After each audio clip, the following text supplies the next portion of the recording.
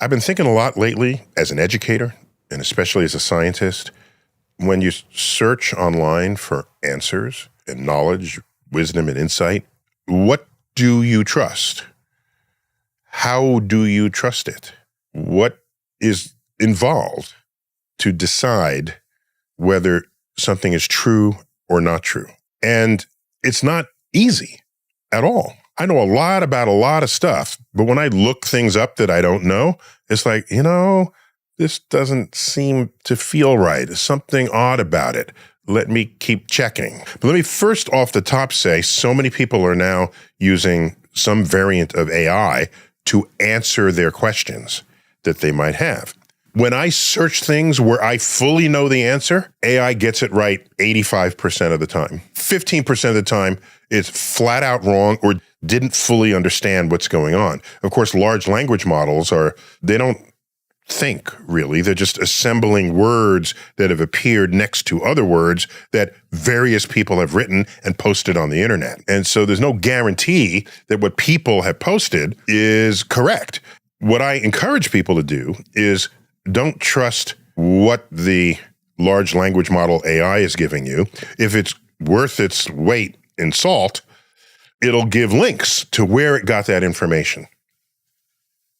Just like the old days, when you did a search, you'd have a list of websites, and then you would click on the websites and assemble your own answer, which is what AI is doing for you now. So I don't rely on AI, just based on the errors I know it makes when I already know the answer to something.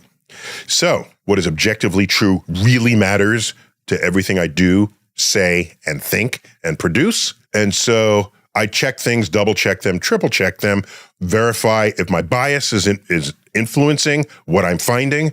Am I just choosing what I like versus what I don't like? All of that matters, which is why finding the truth is a hard thing. So in my experience, extracting that which is objectively true from the internet, I have found that websites that are .edu, which is typically a university or otherwise educational institution, that you are more likely to get correct information. So if it's not from those, I would put up a yellow flag. How about somebody's online and they're defending the actions of an industry in which they work? Yellow flag. Not a red flag. There are people who will just discount it just because the person's paid by the industry. They could be telling you the truth. So it's a yellow flag. It means whatever they tell you, listen with caution, because they have a vested financial interest in having their view match that of the industry. So what's an example of this? We went through decades with the tobacco industry telling us there was nothing wrong with tobacco. Meanwhile, other sources of information said that there was. The industry is not always lying to you. You put up a yellow flag and then you look deeper to verify it or falsify it. Here's another case. Podcasts are everywhere. There's millions of them. Millions. Star Talk, just one of them. Some podcasts, the host just tries to get really cool people on. And in the interest of views, clickbait, public interest, they'll get someone with a kind of fringy view that's still kind of fun to listen to. Maybe someone got abducted by aliens and you're listening to them. If the host has insufficient expertise to probe and to inquire and to criticize what they're listening to, yellow flag. If you really like what's being said, find another place to verify that information. Here's another one. When someone is handing you their opinion, yellow flag. If the source, the internet source, tells you how you should feel about information, in that case, they are handing you their opinion on the expectation that it will become your opinion. Instead of finding sources that contain objective information, then you assimilating that, digesting it, and then forming your own opinion, independent of people coming at you with their opinions. It may be that the person says things that resonate with you. I never thought about it that way. I agree with that. That feels good. I don't have a problem with that. But what you're not in control of is what information they're basing their opinion on. And it could be that if you had access to other information, you'd arrive at a different opinion than they did. The internet overflows with people handing you their opinions. And I've never seen that as a healthy landscape on which to glean objective knowledge about this world. Here's how I look at opinions. Have whatever opinion you want, but work really hard to base it on objective truths that you obtain for yourself. Let me throw out another. If there's content that has been lifted from its original source and reposted, there's a yellow flag. First, you don't know if it's out of context. Usually there's commentary that surrounds it because they want to get you to think about that clip, what they think about that clip. And if it's not in its original platform, in its original format, in its original length, that's a yellow flag. Maybe it's just an innocent, oh, check this out, it's funny, I enjoyed it. But if it starts containing information that you need to absorb to make your own decisions about things, then go back to the original source. I once gave a 2-hour public talk, and 90 seconds of it was clipped and reposted, and someone railed on it. Say, how does he dare he say this? What? He doesn't ever, without knowing what preceded those 90 seconds. The whole analysis was completely false because he didn't see the rest of it. But he's bringing his following into it so that he can hand them his opinions of a snippet of something I said. So that's my firsthand example of that. But of course, this would apply to anybody at any time. Go back to the original source.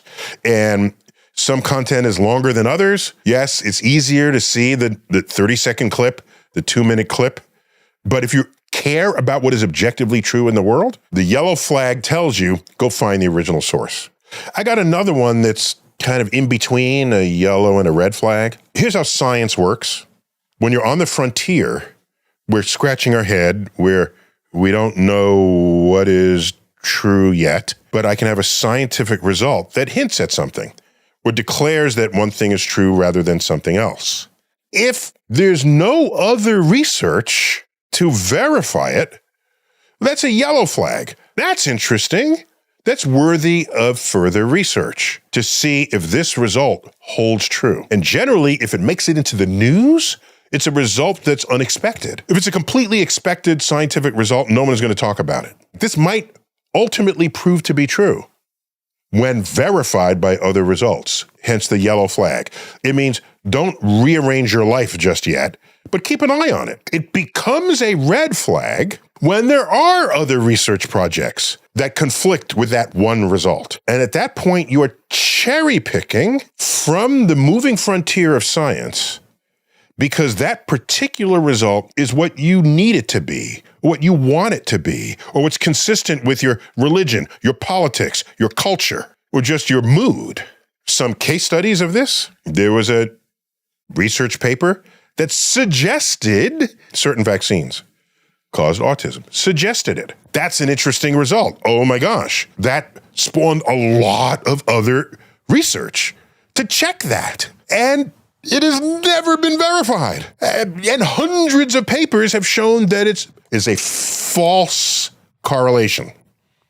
And there is no cause and effect. But people looking for something to blame kept going back to that original research paper, cherry picking it from the frontier that had already achieved consensus and was moving on. That's an example. If someone has a video and anywhere in that video, they mention conspiracy, red flag. It doesn't mean there's never been conspiracies in the history of the world. Of course there have been. I'm just saying the likelihood of something being true when someone needs the conspiracy for it to be true is very low. What all conspiracy theories have in common is that the person already knows the outcome and they assemble the data trail until the data do not agree with the outcome they seek. If it doesn't agree, they still have to gap that somehow. And the way to do that is to say, it's a cover-up. It's a conspiracy. They're withholding this information. They're stopping you from knowing it. So invested were they in the outcome that they needed, that they wanted. They were in denial of the released data from the authorities that they said were hiding the data. And they just said, oh, this is just fake data because they don't really want you to know this result. Red flag, 100% of the cases. Do some more homework on this. A lot more homework. Red flag, if someone wants you to think that there's something wrong with mainstream thinking, and they alone have the answer.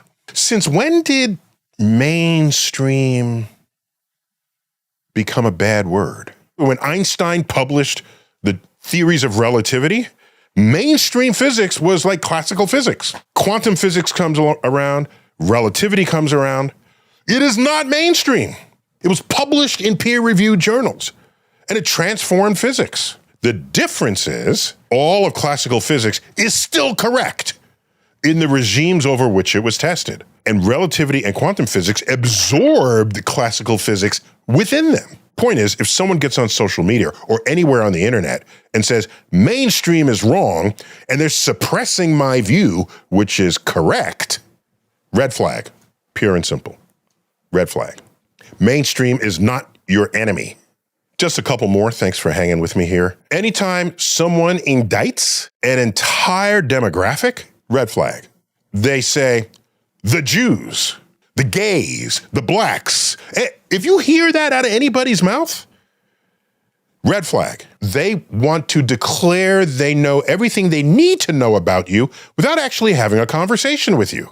That takes effort, by the way, to learn who people are, to learn the nuances that distinguish one person from another, one person's thoughts, behaviors, actions, motivations from another. One of the greatest travesties of what it is to be human is to tribalize in that way. Generally, if someone feels comfortable categorizing demographics in that way, it means they don't know many people from that demographic. That's really all that means. You've led an isolated life. For the same reason, if someone lumps an entire industry together and indicts them for any reason at all, that should be a red flag, especially huge industries where there might be some companies within there that have a moral code that distinguishes them from others. Surely you've heard people say, I hate big pharma.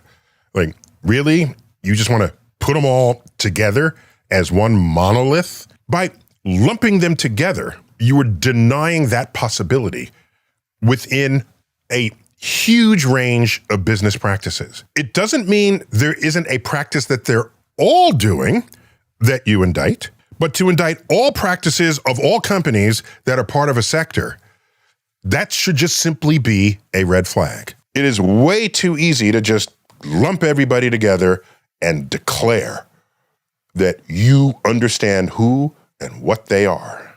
Someone posted a video. There's less of this out there, but just there's less of it. Someone says that they've discovered some process, phenomenon, material that defies the known laws of physics. Red flag. Do I need to go further on this one? One more to round out an even dozen. Somebody tells you they invented something that will render an entire industry obsolete, and that you better buy it now, otherwise that industry is going to close down their channel. Red flag. Baker's dozen. If someone says they've met the aliens, red flag. Hold them to a higher standard than just their eyewitness testimony. Hold them to a higher standard than fuzzy video taken in Twilight. Hold them to a higher standard. Again, we're after objective truths here. And in that higher standard, have them bring forth the alien of which they speak. It's tough today because AI can just create that in a video. So meet me in Times Square or in Speaker's Corner or in Venice Beach with the alien at this time, and we can all look at your alien. That's how you establish objective truths. That's my baker's dozen list of cautions as you proceed to establish that which is objectively true, supported by evidence, and that which is not. And this has been another, what's up with that? Trying to cope with the modern ocean of information that's out there. Until next time, keep looking up.